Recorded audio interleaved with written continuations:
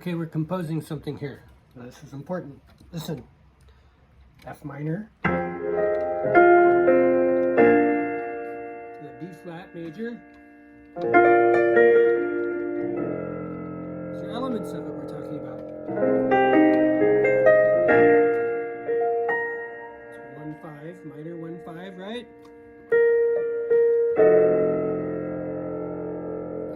There's this interplay with the flat 9, but also the sharp 5, sharp 9. And they're dialoguing.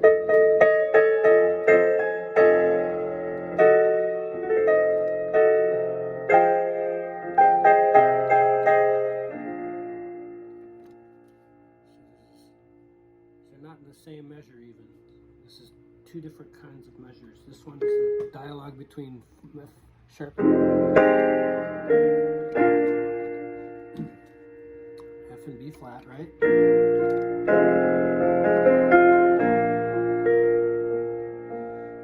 Okay. The intro is more like the minor flat 9.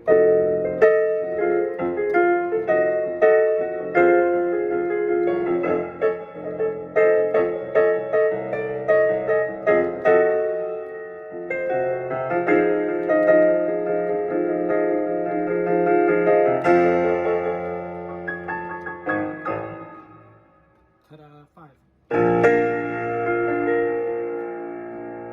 then, as we build it, it goes.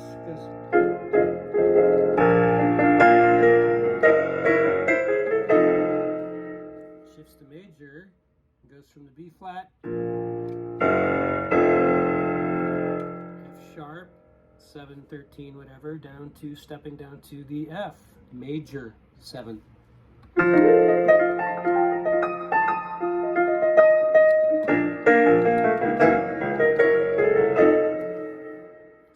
Those are different aspects, different parts of this song.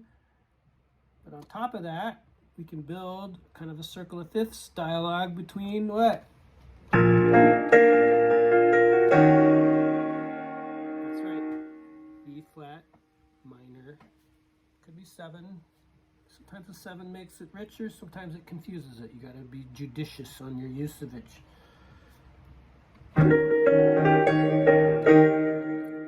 This is a side note chord in a way, so you can make it major and minor and have a dialogue there between major and minor of E flat. You can always go touch the 5 of that, which is what? A flat.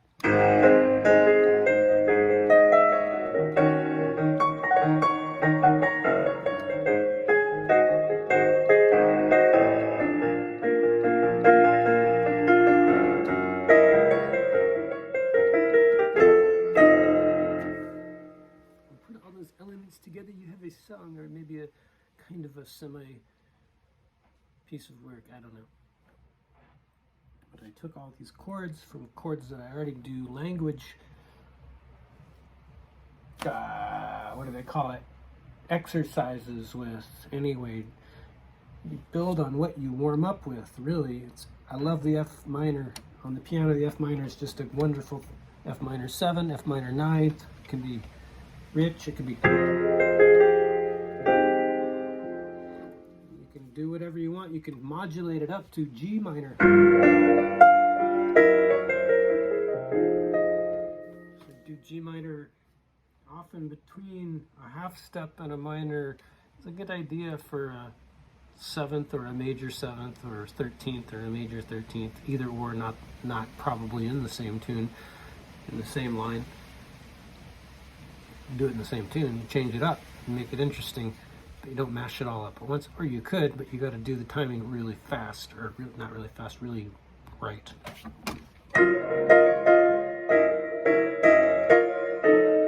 it works. You can make anything work.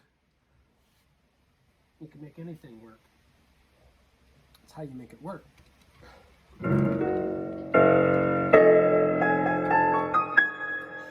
Sharp 5 right there, 7 sharp 9 sharp 5. It's very distinctive chord. And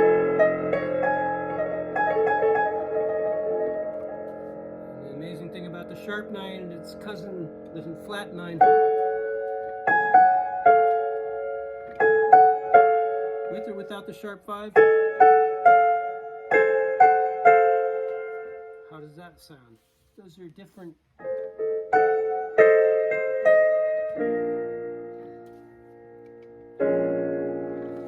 So, different pathways to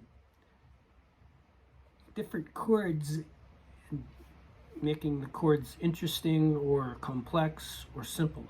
It's good to leave things simple when they need to be simple, like the B flat. Especially at the beginning of the song, it needs to be a little simple so you can establish it. But later on, you can make different. Change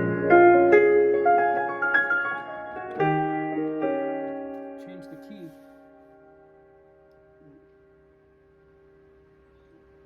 It doesn't have to be super complex. You just know that you can change, modulate between or transpose between a major and a minor, primarily, but not always. 1 5, 1 4, 1 4 5. Try to think in packs of 2 versus packs of 3. Then go to 3, and then you go to 4 and 5 and on. But if you just remember the language going on between 2 chords, it gives you some building blocks. Building blocks. Building blocks. Remember building blocks.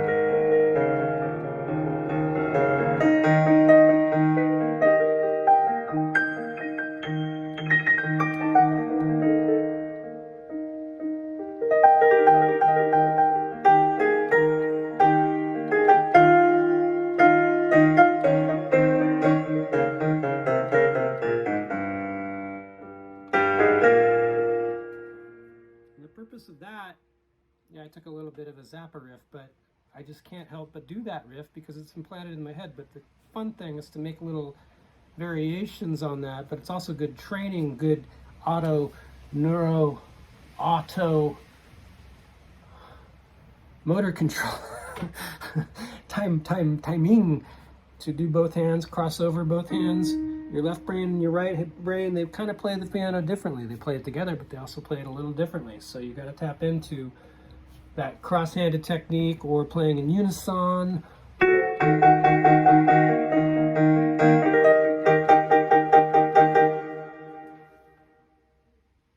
then the last thing I'll say is that it really helps if you break up the key assignment for a chord. In a simpler song, that means just starting with the 1 3 5 7, say, or the 1 3 5 8, usually on the right hand, but in the left hand you're usually making it simpler, like 1 5 1 or 1 5 9. This is just an example. And then you build from there. You can start the 3, you can do inversions. The second inversion starts on the 3, third inversion starts on the 5. Here's D.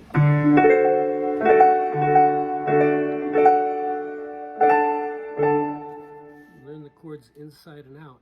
And you start, it's easiest to start just with the major chord, and then you can do major sevenths, and then you could do altered chords, and you could do minor chords, and do altered minor chords, in that, not necessarily in that order, but something to think about, right?